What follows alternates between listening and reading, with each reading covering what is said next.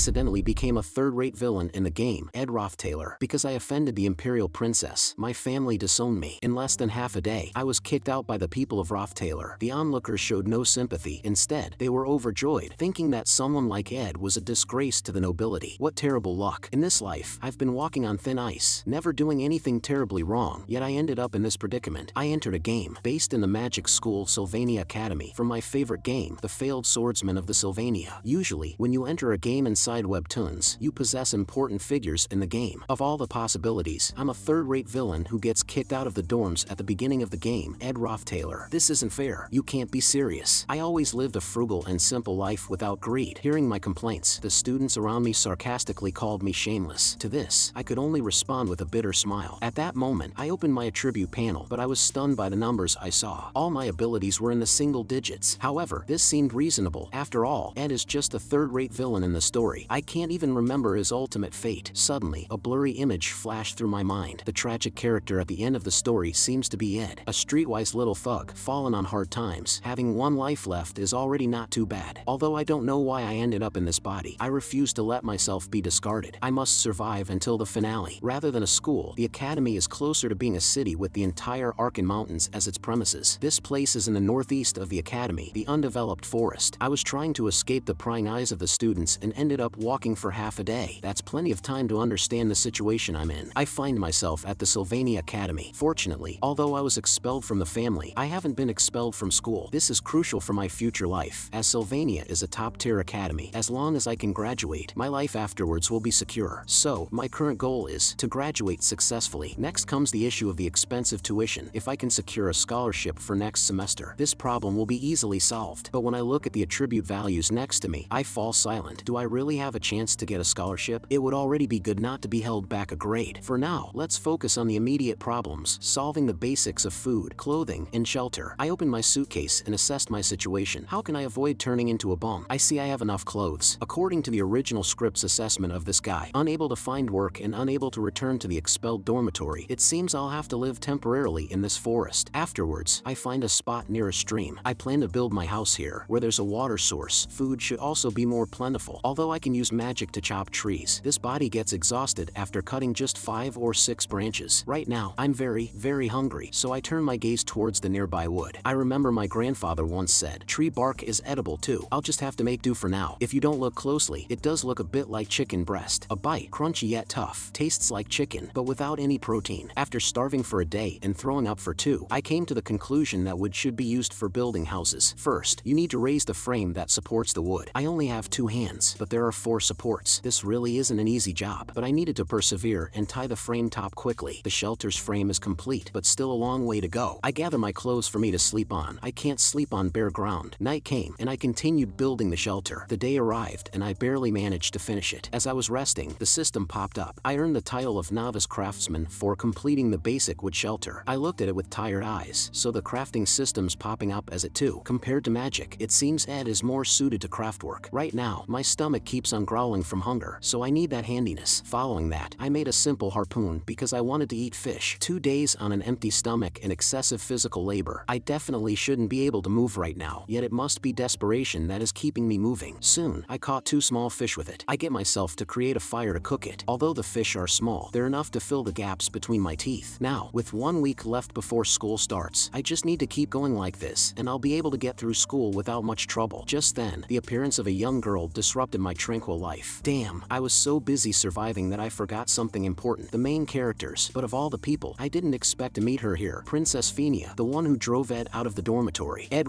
Taylor is a villain who appears at the beginning of the game, using his noble status to hassle the protagonist's childhood friend. Although beaten half to death, Ed didn't give up and harbored resentment over it. During the entrance exam at Sylvania, Ed forged the protagonist's test paper. However, his lies were seen through by a girl who came to take the entrance exam while hiding her identity. Phenia Kloll, the 3rd Imperial Princess of the Kloll Empire, and by activating insight she was able to detect the target's lies and conspiracies. Ed, who was caught in a sad state, gritting his teeth making excuses, had all of his lies exposed by Phenia's insight and then chased out of the dorm. Since then, Ed has become the most despised person at the academy. And now, I have met the last person I should have encountered. I was a bit in shock when she leaned closer. It turns out, Phenia's purpose for coming here was to make me withdraw from school voluntarily. Although I am concerned about the fish that is about to burn and having been starving for 3 whole days. The current crisis is even more problematic. This woman named Phenia, she indeed has the power to make me leave school. If that's the case, why not turn the tables? Aren't the royalty always guarded by heavily armed soldiers? To think that a noble princess has come to an isolated forest like this alone, isn't that dangerous? Hearing this, Phenia immediately took a defensive stance. Just when she thought I was going to resist, I instead expressed my sincerest gratitude to her. Insight, activate. Immediately, she activated her insight. She was utterly shocked because the insight detected no lies. Seeing her reaction, she seemed very surprised. That's because I really didn't lie. The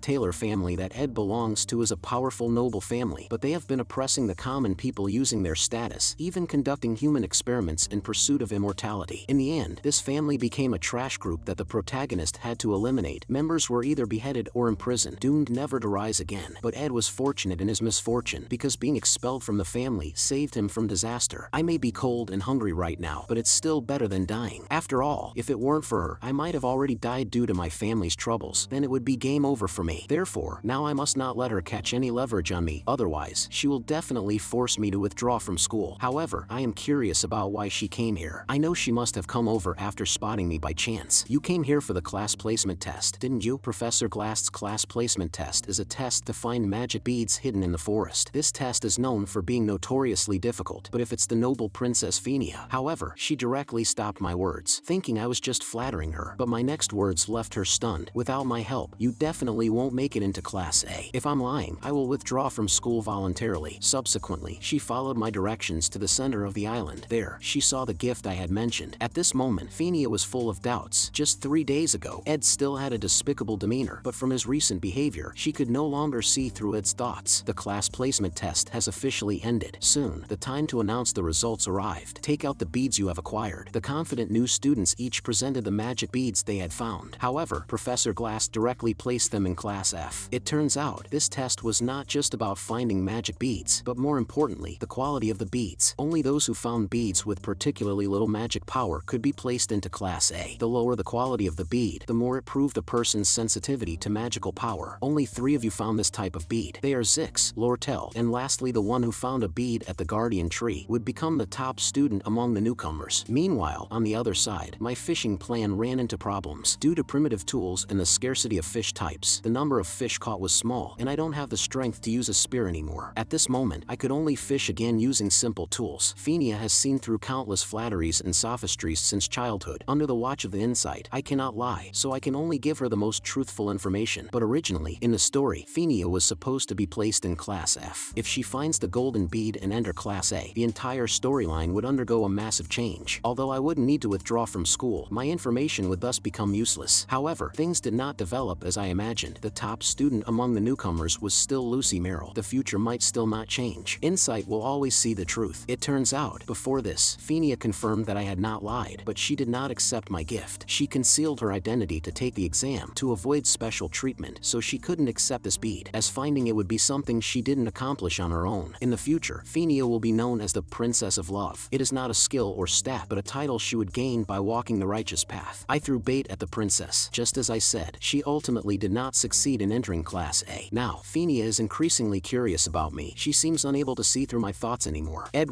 Taylor, I will keep my eyes on you. Time quickly passed, and a week later, I finally faced the first day of school. Welcome, down and out noble. Whispers entered my ears, but I didn't pay much attention to them because those rumors were not true. At this moment, I am enjoying the high-end lunch at the academy. Let them talk if they love to talk. Right now, I just want to graduate peacefully and avoid any trouble. However, on the first day of school at Sylvania, I was called to the principal's office. Fortunately, I was not expelled. Unexpectedly, Phenia had told the principal about my situation, but she probably didn't speak ill of me. Otherwise, I would have been expelled by now. Anyway, I barely managed to avoid it, I thought as I sighed. Even so, I still need to be careful to not let things deviate too much from the original story. In order to survive, I work hard to hone my life skills, but as a student of the magic department, training in magic is equally indispensable. To master both, there's probably no weapon more suitable than the bow and arrow. As my life skills continue to improve, I gradually become capable of making high-quality arrows. Eventually, I might even add psychic or magical formulas to the arrows. Just then, a pink-haired girl appeared in front of me. She is the top genius spirit sorcerer of the second year, Janica. So you're the amusing guy Marilda was talking about? Upon seeing me, Janica came straight up to greet me. But how did she get all the way here? Are you surprised? Because I know about you? Janica asked cheerfully. It turns out, every move of mine was under the watch of Marilda, the guardian of this forest. After all, to her, I am nothing more than an unwelcome visitor. Indeed, I had chopped down many trees and hunted quite a few small animals. However, Janica signaled that I need not worry. After all, this is the law of nature. I guess even the huge wild wolf had grown somewhat tender-hearted towards me. Hearing this, Janica is a bit surprised, then agrees with me while laughing. Then, Janica pulled out something. It was a spirit she had contracted yesterday. Do you want to touch it? She asked. If I wanted to be friends with Janica, I just needed to go along with her, but I couldn't do that, so I outright refused her. I didn't see anything. After a brief farewell, I turned and left. Only by letting everything unfold according to the original work can I gain advanced knowledge. Janica, who plays a significant role in the original work, is definitely someone I should not get close to. Watching Ed's slowly receding figure, Janica found him increasingly interesting. As Marilda had said, he is an interesting person. However, one thing is certain, that is, he really can't see your presence. At this moment, Janica was somewhat angry because she had been very friendly, yet Ed had responded with just a simple ah, but she didn't dwell on it too much. After all, there would be many more opportunities to meet in the future. Ed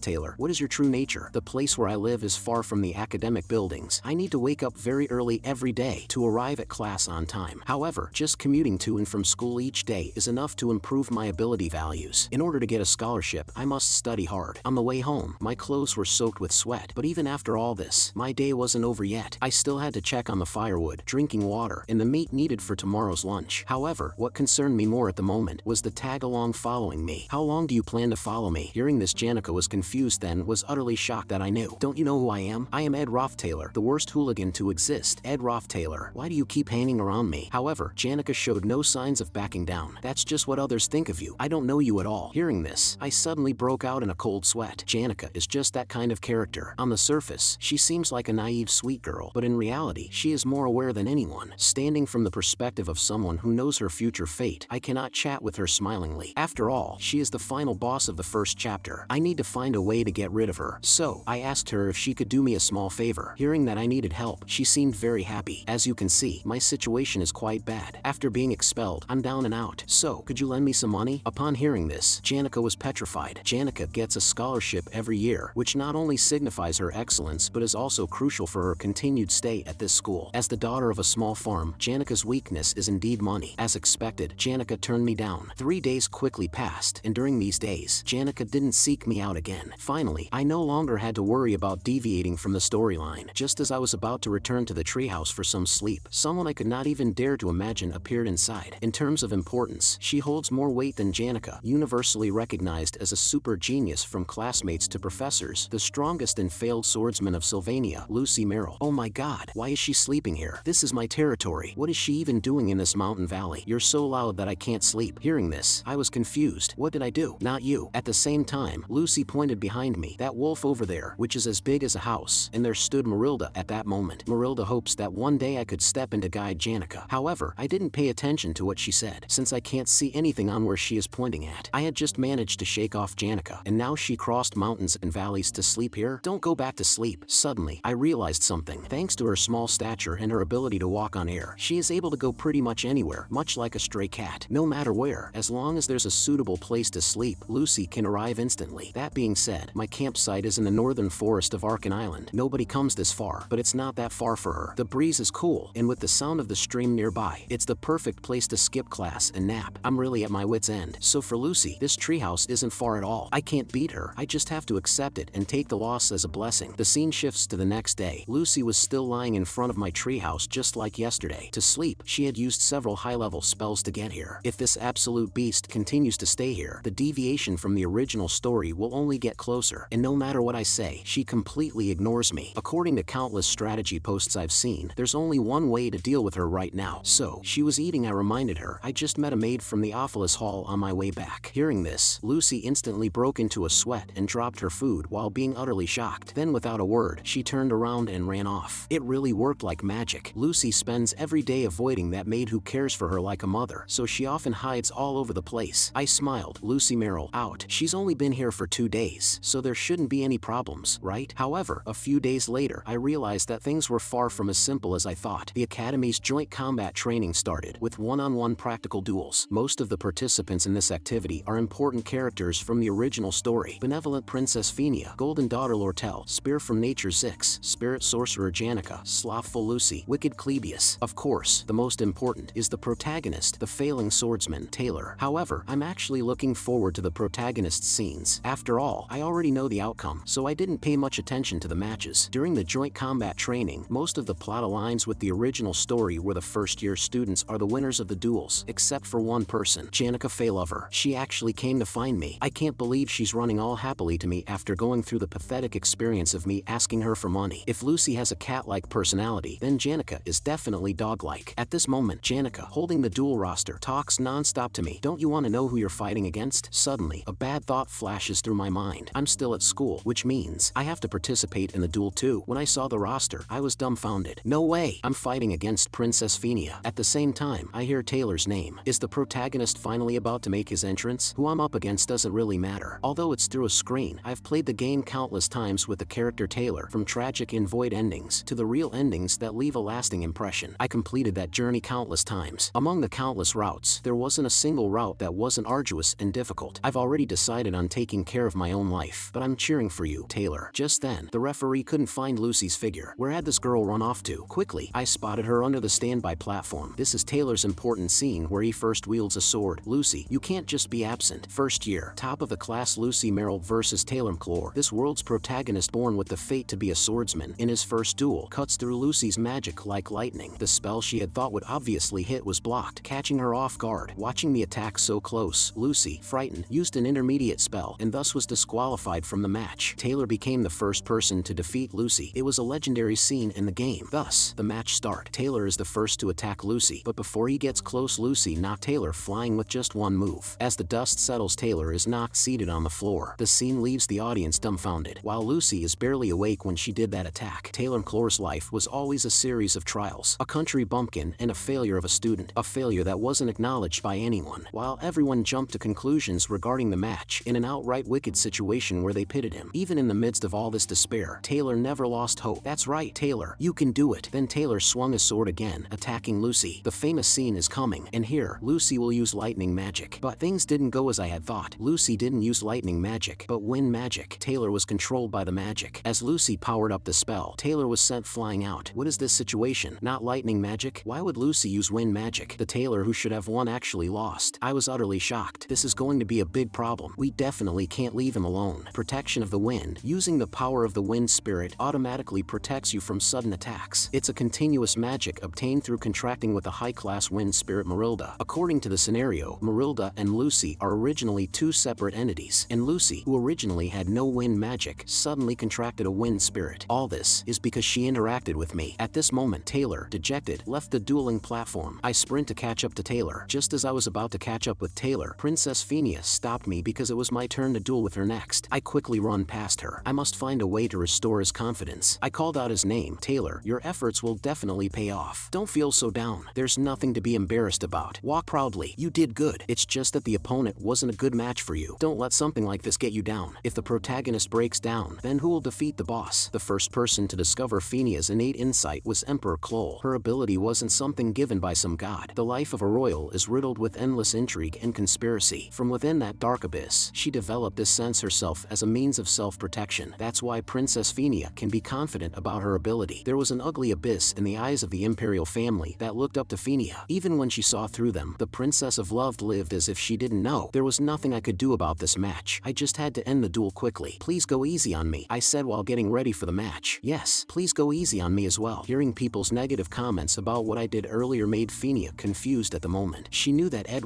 Taylor used his position to embarrass his juniors, and when it didn't work out the way he wanted, he was caught altering the test results. He was sure to be like that in the past. But is that really all? Earlier, when she saw my desperation, she knew it was real. Now, let the duel begin. Phenia hoped to see Ed's true character through this duel. Then, Phenia released a water spell. The magic that Ed can use is wind and fire. She thought I would defend. The attack hit me squarely in the chest. Seeing this, Phenia was stunned because she knew Ed had seen the trajectory of the attack, yet he chose not to dodge, pretending to be overwhelmed instead. What confused her even more was that Ed never once looked her in the eyes, seeming uninterested in the duel from start to finish. After the duel ended, I hurriedly left the dueling arena. The duel didn't matter at all. Now, it was better to check on the protagonist. But just then, Phenia blocked my path again, looking absolutely angry. You never intended to win against me from the start. You just wanted to get off the dueling platform quickly. Due to Ed's appearance, Phenia's mind was now completely muddled. I didn't expect that she had been under so much pressure. Seeing Phenia Phenia close to breaking down. I held her shoulder and immediately had her take deep breaths to calm down. A moment later, Phenia, due to my actions which seemed too intimate, had already blushed. It turns out, she has a bad habit. Because of her long life in the royal family, she always habitually guesses others' thoughts. I really wanted to go and find Taylor. Then, she directly asked me, is it because you know about the bad things the Taylor family has done that you deliberately severed ties with them? Did you need a reason to be thrown out of the house, so you bully Taylor? I must say, her reasoning is very sharp, though completely wrong. However, her mention of the